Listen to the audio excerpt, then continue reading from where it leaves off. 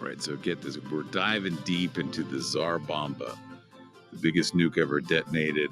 Wow. We've got Cold War lexicon, which breaks down all the crazy nuclear rhetoric from back in the day. And this YouTube video called Tsar Bomba, the emperor of all bombs. Okay. It covers the bomb's history and the impact. So we're not just looking at what the Tsar Bomba was, but the why behind it. Right. Why build this thing? What does it say about the Cold War mindset and what's its legacy today? Well, it's fascinating because it really kind of goes against military logic. It Mm. wasn't really meant to be used in war. It was more like a statement, a symbol of raw power just to send a message. So, like intimidation. Exactly, to the Yeah. world and especially to the West. Okay, so to set the stage, let's rewind back to like the late 1950s, early 1960s. Right. Picture the Cold War US and the Soviet Union in this nuclear arms race, constantly trying to one up each other with bigger and scarier weapons. Yeah. What do you think this atmosphere of fear and one-upmanship did to bring about the Tsar Bomba? Well, you had Nikita Khrushchev leading the Soviet Union then, Right. a leader known for being bold and sometimes aggressive. Yeah, I remember that "we will bury you" statement. Exactly. Yeah. That kind of sums it up. And the sources suggest that Khrushchev was really stung by things like the failed 1960 Paris summit and the U-2 spy plane incident. Oh, yeah. He felt humiliated on the world stage and saw the Tsar Bomba as a way to put the Soviets back on top.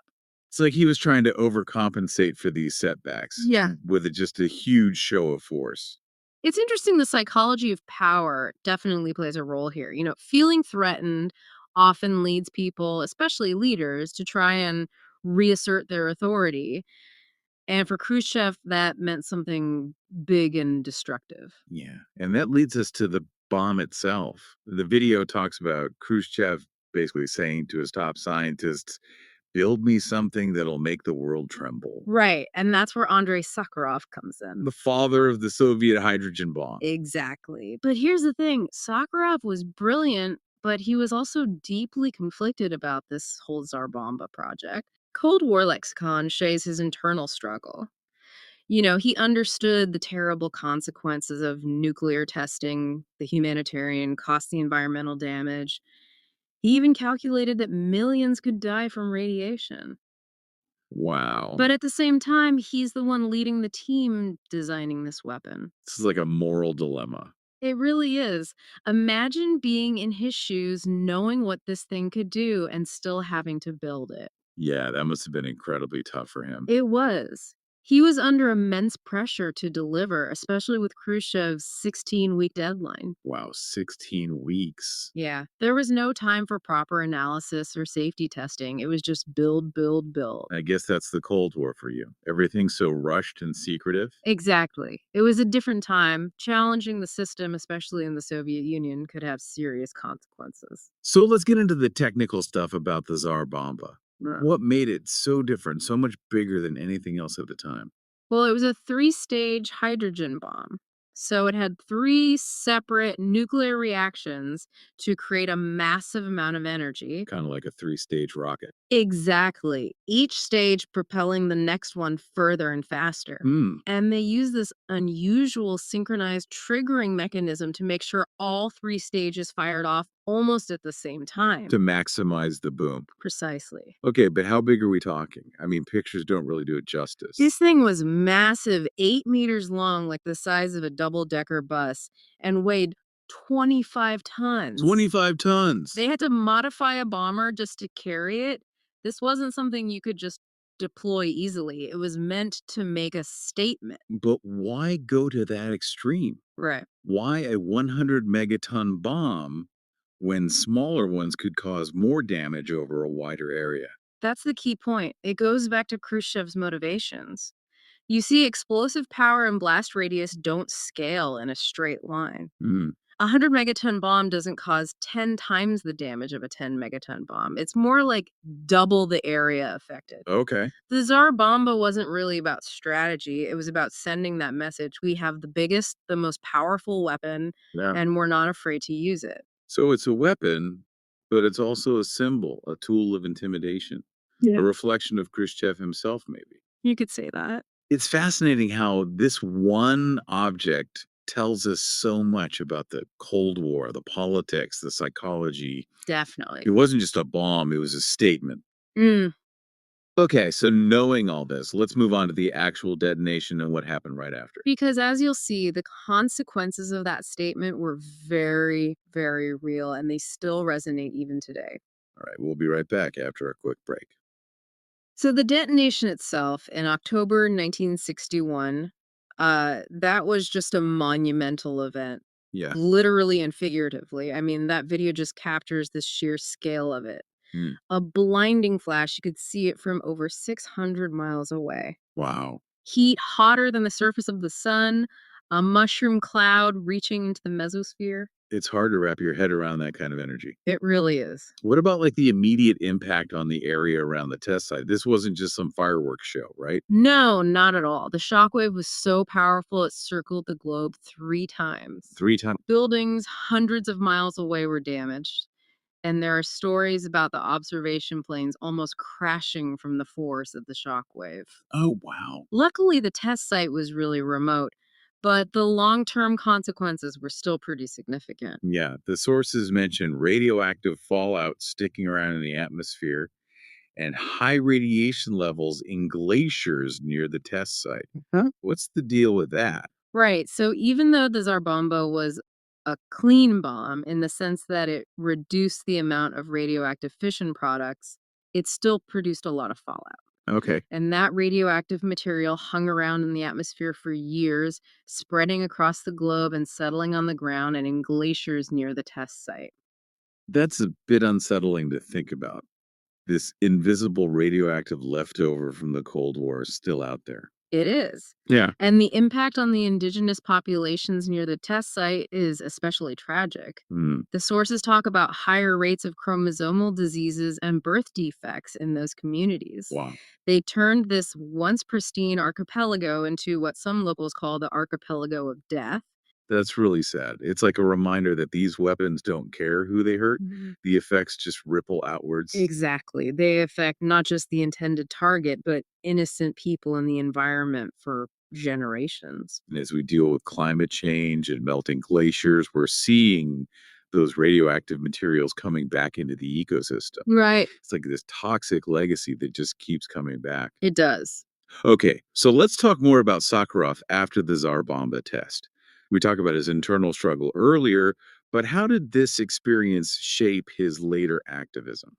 His transformation from bomb maker to peace activist is a really remarkable story. Yeah, The Tsar Bomba was a turning point for him. Seeing the destructive power he helped create firsthand pushed him to become a vocal critic of nuclear testing and the Soviet regime. he was instrumental in pushing for the 1963 Partial Nuclear Test Ban Treaty, which banned atmospheric testing. Was that a direct result of his experience with the Tsar Bomba? Well, it's tough to say for sure, but the Tsar Bomba definitely had a profound impact on his thinking. He became really worried about the long term effects of nuclear testing on human health and the environment. Hmm. He risked his own safety and his career to speak out against the very system he had been a part of. And it's kind of ironic he won the Nobel Peace Prize in 1975, but wasn't allowed to leave the Soviet Union to receive it. It is. It highlights the tough choices people faced during the Cold War, caught between their conscience and the demands of a powerful and often oppressive state. So it really is a story of courage. It is standing up for what you believe in, even when the stakes are so high. It makes you wonder how many other scientists working on these projects felt the same way but stayed silent. It's a good question. The Cold War was all about secrecy, and dissent was dangerous. Right. It's very possible that many others struggled with the ethics of their work but felt like they had no choice. So the Tsar Bomba is a symbol of the Cold War's destructive potential, but also of the moral dilemmas faced by the scientists. Absolutely. What do you think is the most important thing for our listener to take away from Sakharov's story? I think it's that even in the darkest times, even when things seem impossible, individuals can make a difference. Hmm. His journey from a key figure in the Soviet nuclear program to one of its biggest critics shows that it's possible to challenge the system to speak truth to power and to fight for a better world. It's a powerful message and one that still resonates today as we deal with new global challenges, new threats Uh, that could lead to another arms race. It's a reminder that we all have a role to play in demanding accountability, in promoting dialogue and diplomacy, and making sure that the horrors of the Tsar Bomba are never repeated. Okay, so let's shift our focus to the broader legacy of the Tsar Bomba and what it means for the future. All right. It's a sobering thought that even now, after all these years, the legacy of the Tsar Bomba is still with us. Yeah, it's not just the fallout, it's the whole way of thinking about power, about technology, about global security. Right, like that idea that bigger is always better when it comes to weapons. Exactly. And that wasn't just a Soviet thing. You're right. The sources mention American scientists like Edward Teller pushing for even crazier bomb designs. Oh, yeah. Teller and his ideas for bombs like No Man and Sundial, thousands of times more powerful than the Tsar Bomba, It's insane. capable of wiping out entire countries, poisoning the planet. It's a good thing those projects never got off the ground. Yeah, thankfully they stayed on the drawing board. So, what stopped them? Was it just the technology or were there other reasons? Probably a bit of both. I mean, the technical challenges were huge, but there was also growing public awareness of just how devastating nuclear war would be. People were starting to get it. Right. Cold War lexicon even mentions that the US government, while publicly condemning the Tsar Bomba, was privately considering even bigger bombs. Really? It was partly because of public outcry that those plans were scrapped. So, the Tsar Bomba was kind of a turning point. You could say that. Its sheer size and destructive power forced the world to face the reality of nuclear war. It was a wake up call. Yeah. And it led to a change in public opinion and even influenced government policy. Right. It played a role in those international efforts towards nuclear disarmament, like the 1963 Partial Nuclear Test Ban Treaty. And that wouldn't have happened without people like Sakharov speaking out. Absolutely. He and countless others, grassroots movements, scientists, activists, they all pushed for nuclear disarmament.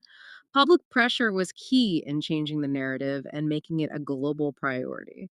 It's encouraging to see how human ingenuity, the same force that created the Tsar Bomba, could also be used to try and prevent these horrors from happening again. Yeah, it's a testament to what we can achieve when we work together. So, for our listeners, what do you think is the most important legacy of the Tsar Bomba today? I think it's the responsibility we all share to prevent the use of nuclear weapons. It's not just about governments and treaties. It's about each of us engaging in dialogue, challenging assumptions, advocating for peace and diplomacy. It's about making choices in our own lives that contribute to a better world. That's a powerful message. Yeah. So, as we wrap up this deep dive, what are the key takeaways you'd like our listeners to remember? Well, first, the Tsar Bomba is a stark reminder of the incredible power we humans have and the responsibility that comes with it. We have to remember the past and work to prevent the use of nuclear weapons. And it's not just about prevention. Right. It's also about using our knowledge and resources to create a more peaceful and sustainable future. The Tsar Bomba represents a path we can never take again. We have to choose a different path, one that prioritizes cooperation, diplomacy, and the well being of all humanity. We hope this deep dive has given you a new perspective on the Tsar Bomba, not just as a terrifying weapon, but as a symbol of the choices we face as a species. We have the capacity for great destruction, but also for incredible creation. It's up to us to choose the right path.